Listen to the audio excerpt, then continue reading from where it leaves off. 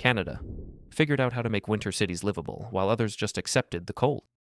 Edmonton built a heated pedway connecting 150 buildings downtown, letting residents walk 13 kilometers without touching snow during brutal minus 40 degrees Celsius winters. You probably think Canadian cities are frozen parking lots, but Toronto's path network spans 30 kilometers underground, serving 200,000 daily commuters who never see snowflakes during lunch.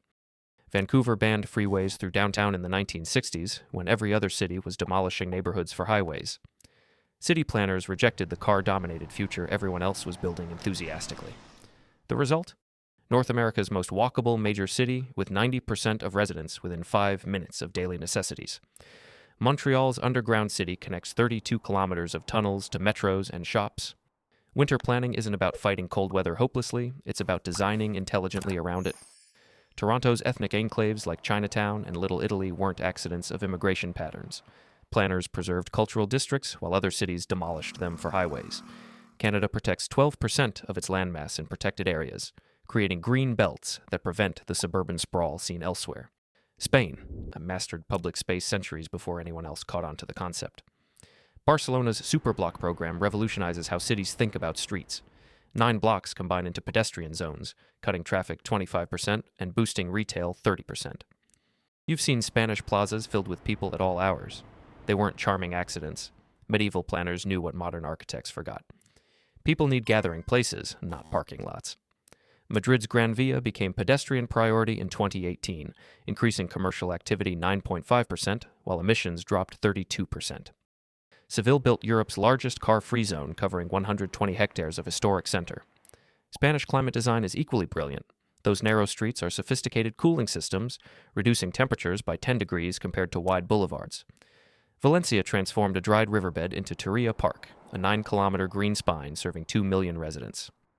The Spanish approach treats streets as outdoor living rooms, not traffic sewers.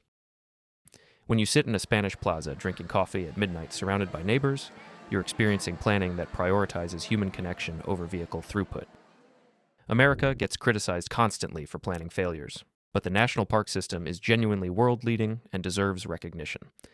The 1916 Organic Act protects 85 million acres within driving distance of every major city. You assume American planning is just strip malls, but the grid system is remarkably efficient. Chicago's perfect grid makes navigation intuitive while enabling efficient transit operations. Emergency services reach destinations faster than in organic European layouts with winding streets. Portland pioneered urban growth boundaries in 1979, containing sprawl while other cities expanded endlessly into farmland. Portland's density increased 18%, while maintaining green space access for 96% of residents. Duplexes are now permitted throughout Minneapolis once single-family zoning was abolished. Housing in Houston is 60% cheaper than in major coastal cities, despite frequent ridicule for its lack of zoning. Innovation in zoning occurs at extremes in America. While some cities deregulate into chaos over affordability, others overregulate into housing crises. The national parks remain America's greatest planning accomplishment, proving development and preservation can coexist. Ireland transformed from economic backwater to planning innovator in 3 decades. Dublin's compact city policy prevents suburban sprawl consuming American metros. Cork implemented a 15-minute city framework before Paris made it famous, ensuring residents reach work and healthcare within a quarter-hour walk. You might recognize Temple Bar as a tourist trap selling overpriced drinks, but it's actually a successful cultural quarter model worth studying. Dublin preserved historic buildings while allowing adaptive reuse, creating a district generating €200 million annually. Irish renewable energy shapes urban form unexpectedly. Wind farms power 40% of electricity and influence where developments locate. Galway's waterfront incorporates tidal energy directly into design. 48 million people use the Luas tram each year, demonstrating that mid-sized cities can support high-quality transportation provided authorities make a commitment. Ireland completely avoided the highway through downtown stage after learning from American and British failures. Cities feel both historically significant and truly functional as a result. Australia built its reputation on livability rankings, and the planning deserves serious examination. Melbourne consistently ranks among the world's most livable cities because planners prioritized public space decades ago when it was unfashionable. The Yarra River Trail spans 33 kilometers, connecting suburbs to downtown without cars. Sydney's coastal planning is equally sophisticated. Bondi to Coogee Walk attracts millions annually. But the real innovation is how beachfront remains stubbornly public, despite astronomical property values nearby. Australian law prevents private beach ownership entirely, ensuring waterfront isn't just for millionaires with lawyers. Every year, 11 million people visit Brisbane's South Bank, while Perth constructed 150 kilometres of coastal pathways.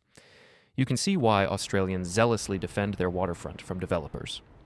Forgotten alleys were transformed into bustling pedestrian streets with cafes and street art thanks to Melbourne's laneway revitalisation.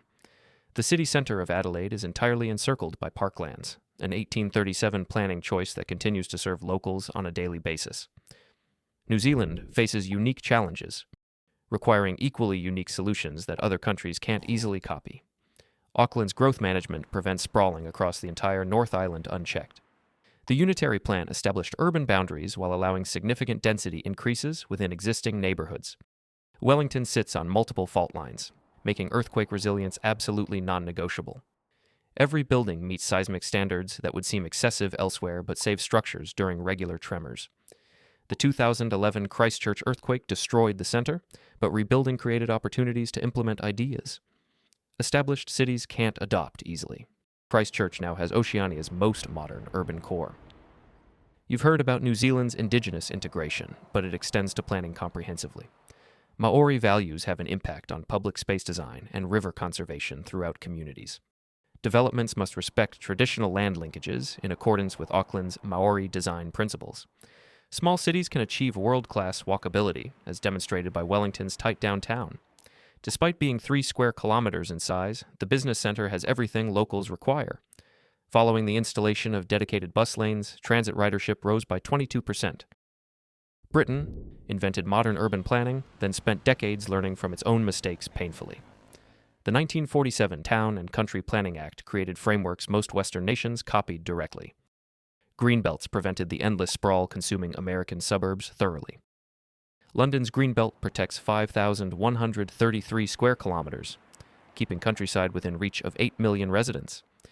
If you've wondered why British cities feel contained while American ones sprawl forever into farmland, Greenbelt policy is the answer. The Garden City movement started here, inspiring communities from Canberra to Chandigarh globally. Letchworth proved density and greenery coexist beautifully. Historic preservation reaches levels Americans find obsessively restrictive.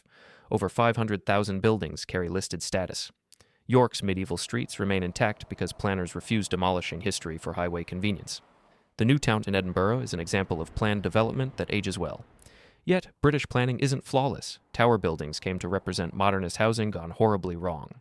However, planning also involves learning from mistakes, and Britain's adjustments had an impact on international policy. Iceland proves extreme environments demand extreme planning innovation. Reykjavik heats 95% of buildings with geothermal energy, eliminating heating costs, burdening residents elsewhere. Hot water flows from the ground, and planners built systems capturing it efficiently. Volcanic activity shapes building codes and neighborhood locations everywhere on the island. New developments undergo strict geological surveys essential for active volcanic zones. Iceland's tourism planning prevents the overcrowding visibly destroying Venice and Barcelona. Visitor numbers are capped at sensitive sites, and infrastructure investments match capacity carefully. The Golden Circle handles 2 million visitors because planners designed facilities before crowds arrived. Reykjavik stays pedestrian-friendly despite harsh winters because heated sidewalks melt ice automatically. Climate adaptation isn't theoretical here. Glaciers visibly retreat yearly, and coastal planning already accounts for sea level changes other nations debate endlessly. Iceland's small population allows experiments larger countries can't risk, making it a laboratory for climate-resilient development. Infinite thanks to everyone supporting, watching, commenting, subscribing, liking, hyping, and joining. You can take your spot on this appreciation board by doing the same. Stay tuned for more analyses that challenge everything you assumed about cities and countries.